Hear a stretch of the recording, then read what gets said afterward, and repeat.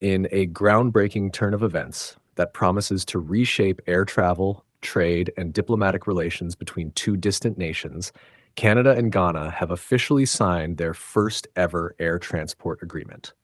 This historic deal, which comes at a time when global connectivity and economic partnerships are becoming more crucial than ever, marks a major milestone in the bilateral relations between the North American giant and the West African rising star. Announced by Canada's Minister of Transport and Internal Trade, the Honourable Anita Anand, the agreement is not just a technical legal arrangement between aviation authorities. It's a bold strategic move that signals a new era of cooperation, opportunity, and growth for both countries. Before we dive deeper into today's update, take a moment to like, share, and subscribe to the channel. Your support is key to helping us grow and reach more viewers like you. Don't forget to hit the notification bell so you never miss out on exciting updates.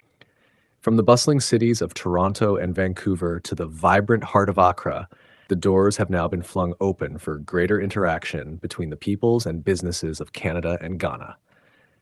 For the first time in history, airlines from both countries have been granted rights to operate scheduled passenger and cargo flights.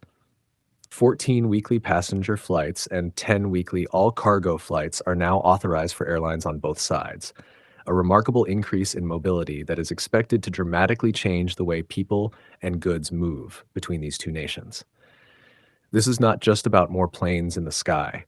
It's about creating a corridor of possibilities across the Atlantic Ocean, connecting two economies, two cultures, and two futures. One of the most exciting features of this agreement is the flexibility it offers. Airlines will now be able to choose their points of service within each country, meaning multiple carriers can operate routes as they see fit. This move is expected to increase competition, which typically leads to better service, more choices, and lower fares for travelers. Imagine the day when passengers in Ghana can book direct flights to multiple Canadian cities. Canadian tourists and business people can touch down in Accra without the long layovers and inconvenient transfers that have historically made travel between the two countries cumbersome. That day is coming, faster than anyone might have expected. Minister Anita Anand didn't hold back her enthusiasm about what this agreement means for the future. In her statement, she noted Ghana's growing importance in Canada's global economic strategy, and it's easy to see why.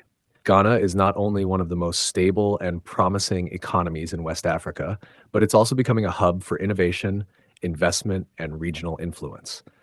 With Ghana's continued development and strategic geographical location, the country is increasingly being seen as a gateway to the wider African market.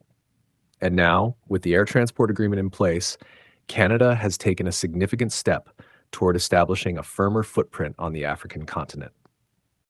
Canada's Blue Sky policy, which guides the country's international air transport strategy, encourages liberalized air services that foster sustainable competition.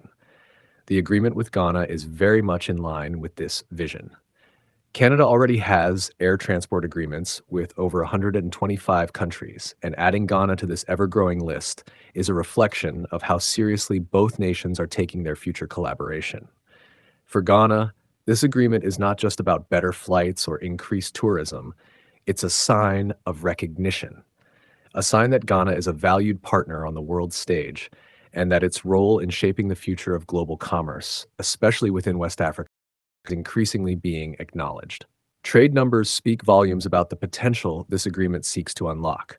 In 2023, two-way merchandise trade between Canada and Ghana exceeded $380 million. Of that amount, Canadian exports to Ghana totaled approximately $281 million, while imports from Ghana came in at nearly $100 million. These figures, impressive as they are, represent only a fraction of the potential. With the new agreement removing logistical barriers and reducing travel times, experts predict that trade volumes will surge in the coming years.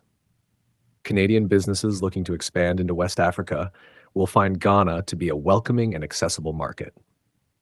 Similarly, Ghanaian exporters now have greater access to one of the world's most advanced and diversified economies. The Honourable Mary Ang, Canada's Minister of Export Promotion, International Trade and Economic Development, emphasized the economic significance of the agreement. She described it as a critical support mechanism for exporters and a catalyst for deeper commercial engagement. Her statement was clear. This is more than just aviation. It's about enhancing connectivity, promoting tourism, and driving sustainable economic growth on both sides. For Canadian companies, especially small and medium enterprises that often find international logistics challenging, the agreement simplifies operations and reduces costs. And for Ghanaian businesses, especially those in agriculture, mining, and technology, the new accessibility to Canadian markets can be transformative. But beyond economics, there's another powerful layer to this story: people. This agreement is a bridge not just for goods and services, but for families, cultures, and dreams. Students from Ghana seeking education in Canada, or Canadians with heritage ties to Ghana, now have a more direct route to pursue their aspirations. Tourism will also see a major boost. Ghana, with its rich history, cultural festivals, and breathtaking landscapes, is becoming an increasingly attractive destination for global travelers. Canadians seeking new adventures or meaningful cultural exchanges will find Ghana more reachable than ever before. Conversely, Ghanaian travelers can now explore the vast beauty of Canada, from the Rocky Mountains to the multicultural vibrancy of Toronto and Montreal, with greater ease and convenience. Stakeholders in both countries are already gearing up for the opportunities this agreement brings. Airlines are expected to review and launch new routes that capitalize on the newfound connectivity. Logistics companies are preparing for increased cargo volumes. Trade organizations and tourism boards are already brainstorming collaborative campaigns to maximize the impact. And governments on both ends are eyeing increased job creation, foreign development, and strengthened diplomatic ties as byproducts of this deal. What makes this agreement even more compelling is the timing. In a post-pandemic world where global supply is being rebuilt and diplomatic relations evaluated, this air transport agreement serves as a strategic alignment that speaks volumes of the priorities of both nations. Canada, in its quest to develop trade partnerships and invest in emerging markets, sees Ghana as an opportunity, strategic ally. Ghana, on the other hand, continues itself as a leader within West Africa, ready to welcome innovation and international collaboration with open arms. Already, we're seeing the beginning of a new chapter. Effective immediately means there's no waiting. Flights can commence new terms without delay, making this not just a promise, but a reality in motion.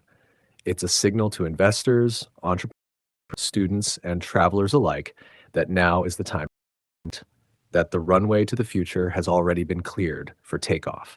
And while papers signed and statements delivered, impact will be seen in the weeks and months ahead, in the new business partnerships that form, in the increase in trade shipments, in the photographs of passengers between Accra and Toronto with smiles and purpose, in the stories told by those who finally get to visit family or attend conferences or explore opportunities that were once geographically or logistically out of reach. This is agreement more than just a bureaucratic achievement. It's a story of access, of two nations recognizing each other's value and choosing to write a new narrative together, a narrative that will be defined by cooperation, economic growth, cultural exchange, and shared prosperity. And as the first planes take off under the agreement, it's clear that both and Ghana are ready for what comes next. So, as the world watches this partnership unfold, one thing is certain: this isn't just about flying planes, it's about flying higher, together. If today is your first time watching this channel or you are returning to this channel for the exciting content, please subscribe to the channel for more educative and developmental projects across Ghana and Africa as a whole. Do you want to know about the state of a project in Africa? Then make sure to like and comment the name of the project you would like us to talk about and its current state.